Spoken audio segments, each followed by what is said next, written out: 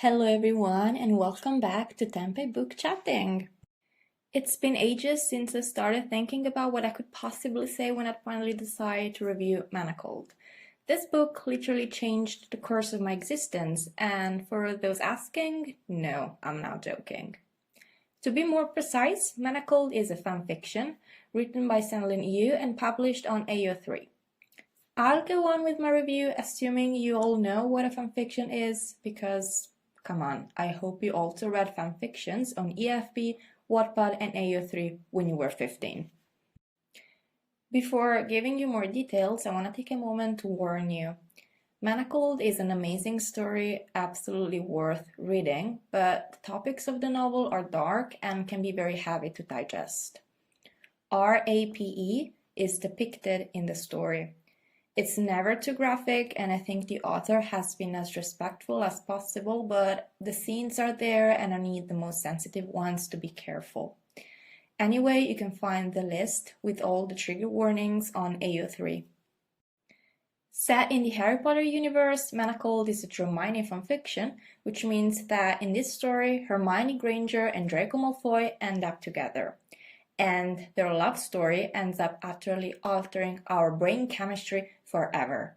At least that's what happened to me. As I said before, the story is set in the Harry Potter magical world, but other literary pieces strongly inspired the author.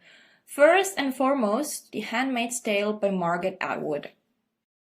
I'll start diving into the review now, but there's gonna be spoilers, so if you haven't read Manacled and would like to in the future, please watch out. I just wanted a personal space where I could talk about this marvelous piece of work, so if you have already read Manacled, or if you haven't but don't care about spoilers, this video is for you. If you haven't read Manacled and don't want your reading experience to be ruined by spoilers, you can rather save the video and watch it later, or watch it now but muting it and just enjoying my journaling. When the story begins, we already know that Harry Potter is dead, his closest friends are dead too, and Voldemort has restored his control all over the magical world.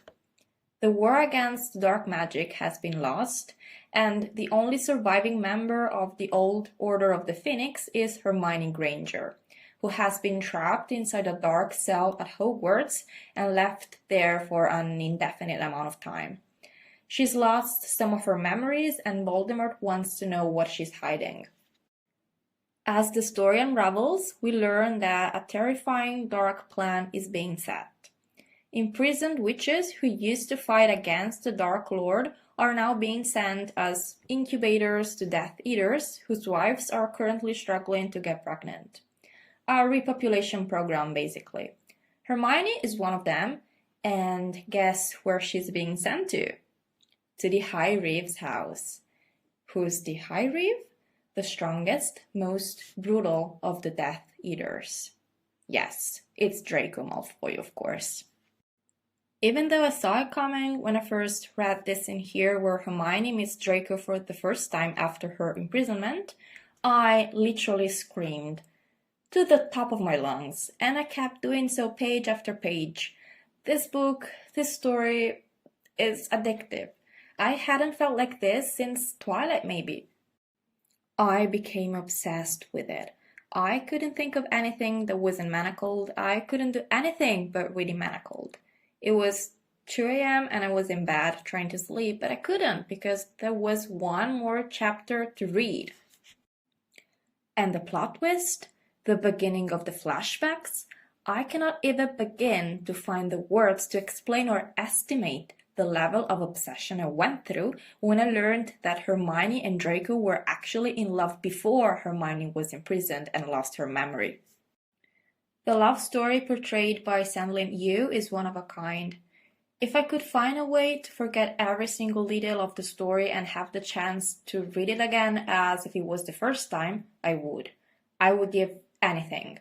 As I said countless times to my bookish friends, reading Manacled is not just reading, it's an experience.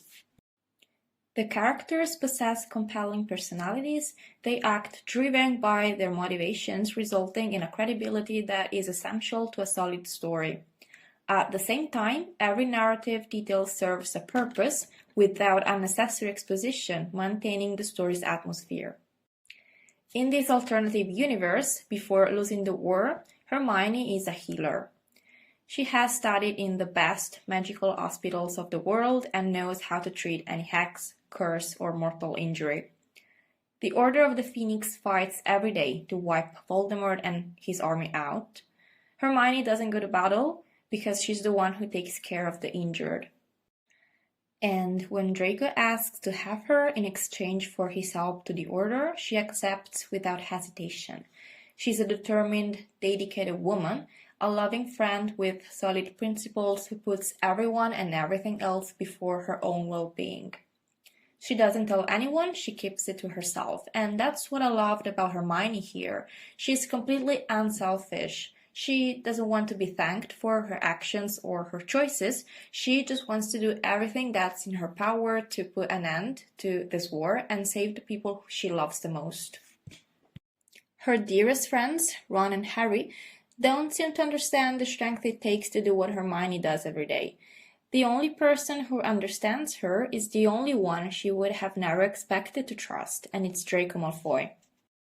Before delving further into the plot and the ending of the novel, I feel the need to highlight some of the aspects that made me love the writing of this piece. First and foremost, the realistic portrayal of morality. Although for Manacled Harry Potter there seems to be a clear distinction between good and bad, for Hermione the lines are blurred. She is willing to use dark magic to overcome the war, but Harry strongly disagrees and accuses her of wanting everyone to be corrupted by the evil magic. The truth is that Harry, like the other characters who physically fight, fails to see the real cost of the war. While he talks about ethics and principles, Hermione speaks facts. As a healer, Hermione has to deal with the actual consequences of every single battle, even the ones that the Order wins. Mortal injuries, the shortage of ingredients for healing potions. Hermione might not know what it's like to duel in the battlefield, but she knows what it's like to hold the hand of a friend who's dying because of a terrible dark curse. And that's why Hermione is willing to use dark magic against Voldemort's army. In my opinion, both Harry's and Hermione's perspectives are valid. SenLinYu did an amazing job in deepening the characters' motives. Who's right, Harry or Hermione? We don't know, maybe they both are. But we get why Hermione thinks what she thinks. And chapeau to the author, because I cannot even begin to imagine the craft it takes to make such a sub-narrative so powerful and relevant to the story. How could I not include in my list the depiction of Draco and Hermione as two sides of the same coin? Manacled Draco is a complex character. When we learn about his reasons and why he's decided to change sides and work as an informer for the Order, we never doubt him. We know there is something very dark stirring inside of him, but we cannot truly hate him. Even at the beginning of the story, before discovering Hermione's hidden memories, we despise him for his actions, of course, but we feel like there is something else behind that. Just like Hermione, Draco is misunderstood and alone. He is resolute and willing to do anything to protect the two people he loves, his mother and Hermione. For him, Hermione is the peace he never had, the only comfort he's ever been able to find.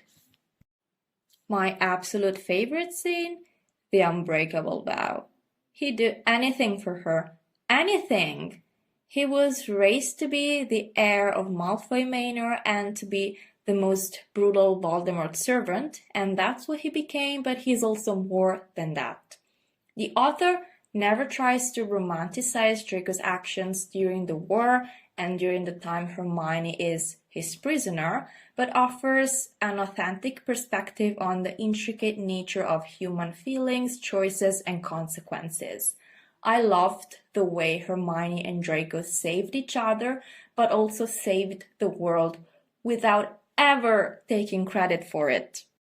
Other points on the list of why I loved Manacled: the writing style, the attention to detail, the care the author put in expanding the Harry Potter universe without ever risking its credibility.